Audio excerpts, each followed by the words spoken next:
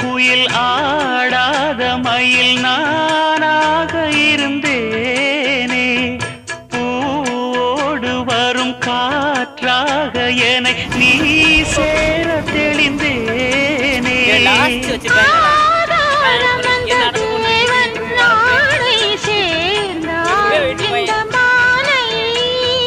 நாவார ருசித்தேனே தேனை தேர்ந்தேன் இன்று நானே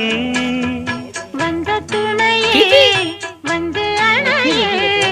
அந்த முள்ள சந்திரனை சொந்தம் கொண்ட சுந்தரியே சாமி கிட்ட சொல்லி வச்சு சேர்ந்தது இந்த செல்ல கிளியே